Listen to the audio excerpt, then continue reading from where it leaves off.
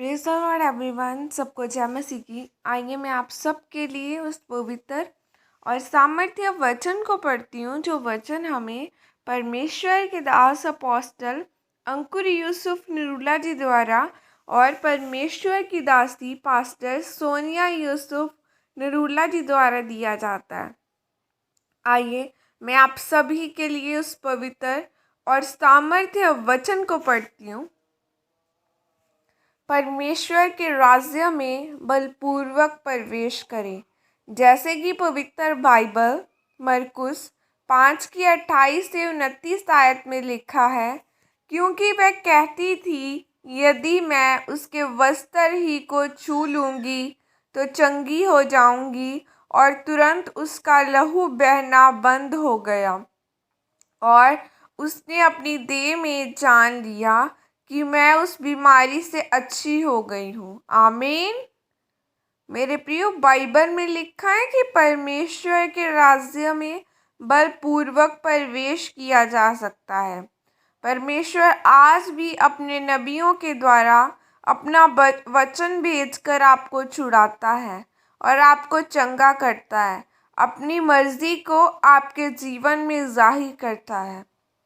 जिस प्रकार कोई भी काम आप करें और उस काम को करने के लिए आप अपना पूरा जोर लगाते हैं, जैसे एक विद्यार्थी अगर पास होना चाहता है तो वह अपनी पढ़ाई में तो वह पूरा जोर लगाता ही है कि मैं पढ़ाई करूं, और वह सारा साल पढ़ता है और अच्छे नंबर लेकर पास होता है।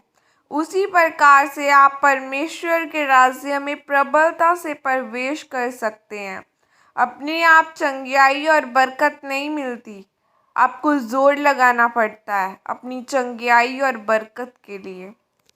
जिस प्रकार हम बाइबल में एक लहू बहने वाली औरत के बारे में पढ़ते हैं कि 12 साल से उस औरत को लहू बहने का रोग था। क्या उसने कभी भी दवाई नहीं खाई होगी?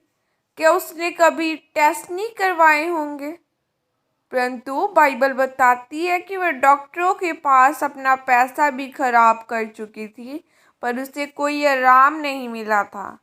जब उसने प्रभु यीशु मसीह के बारे में सुना तो वह घर में नहीं बैठी कि काश यीशु मसीह मेरे पास में, मेरे शहर में आए, काश ऐसा हो जाए, क्योंकि मैं चल नहीं सकती। बाइबल कहती है कि उस स्त्री ने परमेश्वर के राज्य में प्रवेश किया, कैसे भीड़ को चीरती हुई यीशु मसीह के पास गई और उसके पल्ले ही को छू लिया, क्योंकि उसका विश्वास था कि अगर मैं सिर्फ उसके पल्ले ही को छू लूँगी तो मैं चंगी हो जाऊँगी। उसने क्या किया? जोर लगाया अपनी चंगाई के लिए। जिस चीज़ में आप कभी जोर नहीं लगाएंगे उसमें आप कभी फलवंत नहीं होंगे। जिस चीज़ में आप आराम से बैठे हैं उसमें खुदा आपको फलवंत नहीं करेगा।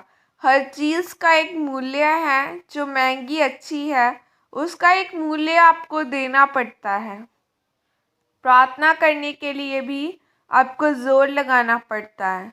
कई प्रकार की दिक्कतों का सामना करना पड़ता है, क्योंकि शैतान जानता है कि आप ऐसा कुछ करने जा रहे हैं जो उसके राज्य को प्रभावित कर सकता है। लेकिन आपको डरना नहीं है, आपको पूरे जोर के साथ प्रार्थना करनी है। इसलिए मेरे प्रियो, जीवित चर्च में जाएं, क्योंकि जीवित चर्च में जाने के लिए आपको कई प्रकार के संघर्षों, दिक्कतों का सामना करना पड़ता है, और उसके लिए भी आपको एक मूल्य अदा करना पड़ता है। बहुत कुछ छोड़ना पड़ता है, बहुत कुछ त्यागना पड़ता है, क्योंकि तभी आप बलपूर्वक प्रवेश कर सकते हैं। और जब आप ऐसा करेंगे तो परमेश्वर आपको बहुत आशीषित करेगा।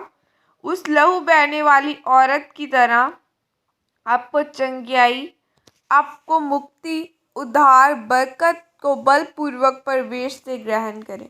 प्रभु यीशु मसीह के सामर्थ्य नाम में मांगती हूँ, आमीन। और यह प्रार्थना आपकी तरफ से की जाए सर्वशक्तिमान परमेश्वर, इस वचन के लिए पिता मैं आपका धन्यवाद करती हूँ। पिता परमेश्वर, मुझे अनुग्रह दीजिए ताकि मैं आपके राज्य में बलपूर्वक प्रवेश करती जाऊँ और कभी डरूँ ना। प्रभु यीशु मसीह के सामर्थ्य नाम में मांगती हूँ, आमीन। सबको जय मसीह की। आप सभी ने मुझे अपनी प्रार्थना में याद रखना है। खुदा आप सबको आशीषित करे, आपके घरानों को आशीषित करे। बाइबल में लिखा है, मत डर मत घबरा, मैं तेरे संग रहने वाला परमेश्वर हूँ। खुदावना आप मेरे सदैव संग रहने वाले परमेश्वर है। खुदावना आप ही जिंदा परमेश्वर है। खुदा हमारे जीवनों में से, हमारी जिंदगियों में से हर एक ग्लोरी खुदावन, खुदा हर एक परमेश्वर कार्य में से हर एक खुदावना महिमा तेरे नाम को मिले। और परमेश्वर मैं घटूं तू बढ़े, हम घटते जाए परमेश्वर, तेरा नाम बढ़े, तेरे नाम की महिमा बढ़े खुदावना। प्रभु यीशु मसीह के सामर्थ्य नाम में मांगती हूँ, आमीन। सबको जय मसीह की। God bless you all. खुदा आप सबको आशीषित करे।